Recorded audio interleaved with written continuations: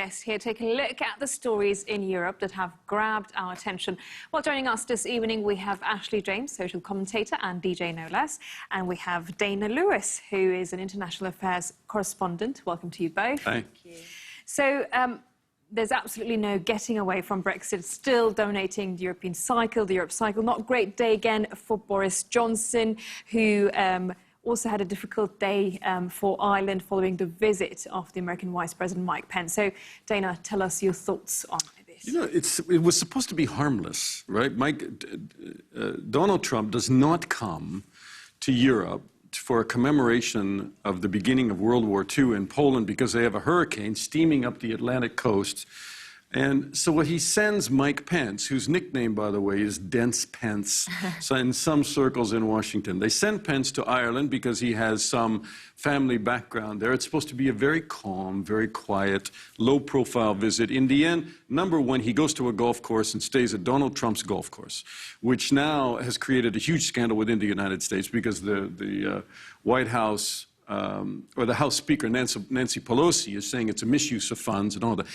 And then he starts lecturing the Irish about Brexit and saying that the U.S., sort of trumpeting what Donald Trump says, President Trump says, is that U.S. supports Brexit and the U.K. leaving Brexit. And as we all know, leaving the European Union. As we all know, Ireland has a lot of difficulty with that because of the notion of a hard border with Northern Ireland, and the papers have ravaged him. I mean, it has been incredible what they've been saying in Ireland. One of them says essentially he is like a guest that you've invited into your home.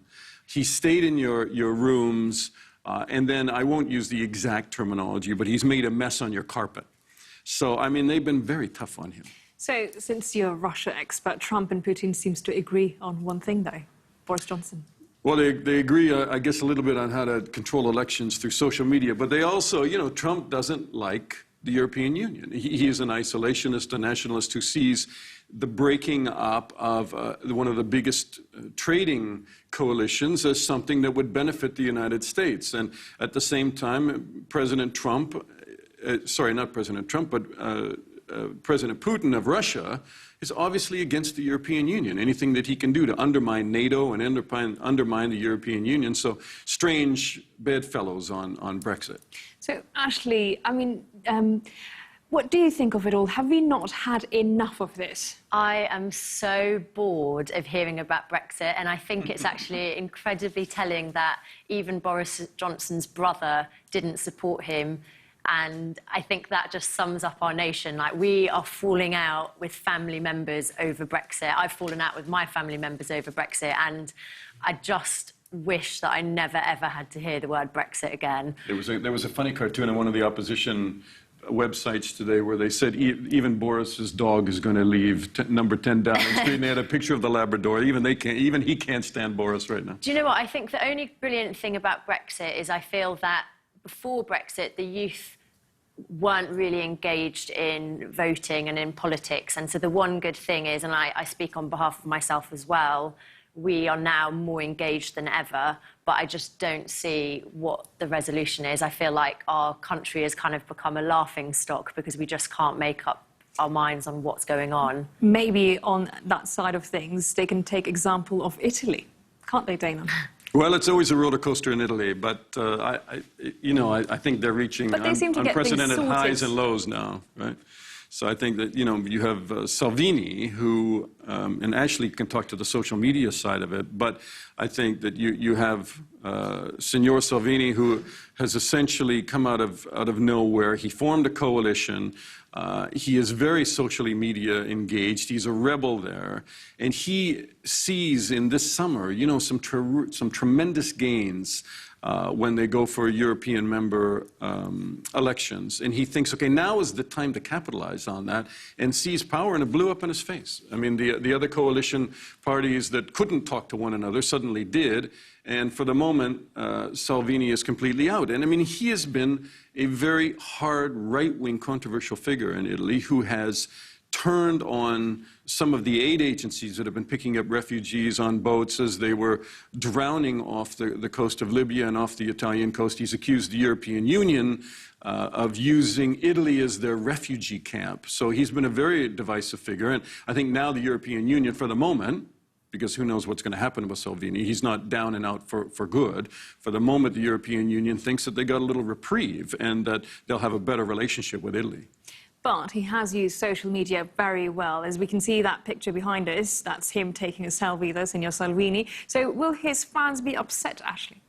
I'm not sure if they'll be upset. I find his use of social media remarkable. It's much like Donald Trump's, and I think it's actually quite dangerous, personally, because they're kind of using this image that they're a man of the people, you know? He has 1.1 million followers on Twitter, I think, and he uses it to, like, demonise opponents, kind of stir up hatred around immigration, as Trump has, right? bullying, but also he's kind of capitalising on this fear and hatred and using it to his advantage. But also, I find it just remarkable that, you know, these people, these leaders of countries are posting pictures of their carbonara, you know, like a very traditional Italian meal, and kind of literally manipulating people in a way, because he's kind of trying to show that he's a man of the people, but it's all very orchestrated. He has a whole team of people helping him with his social media and, you know, taking selfies out and about in Italy.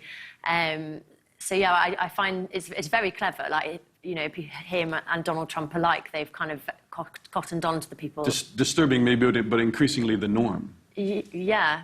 Well, staying on social media, this is actually, I think, Dana, you were interested in this. Facebook has got a new dating app. So I think it's quite interesting for all the single ladies and gents. But on the other side, I believe there's also security concerns. I wasn't interested in the dating part of it. But I am absolutely amazed. Look, Facebook will make a go of this. 2.7 billion people on Facebook. And so they're starting a new dating app. And one of it is, one element of it is secret crush. So you can do things like, you know, you have a list of people that you have a secret crush on that you've never really come out and said, I'm hot over that person or whatever. And if they do the same, then Facebook will marry you together. But also, just not on the lighter side, there's a lot of confidential information in there about sexual orientation, about all sorts of things that will go in there. And here's the, you know, where the rubber meets the road on this thing, is that Facebook has lost control of its data so many times, and it's sold its data. It is saying it will not sell data to advertisers on this dating app. But, I mean, they've absolutely been unable to hold on to the data of people. And now they're going to have very, very personal information about people. And will people go for it? They probably will anyway. Well, that's a question then for Ashley. Do you think, although there's so many security concerns about Facebook, will people go for it? Will it be popular? Do you know what? I actually, I joined Facebook right at the very beginning. I was in my first year of university when Facebook used to be exclusively for universities, and we used it like text message. We gave like, they know everything about us, and I think people don't really think about it. And, you know, Facebook has Instagram as well, and that's one of the biggest social media platforms. And I think if people think that they might be able to match with their secret crush... This will be echoed on Instagram, by the way.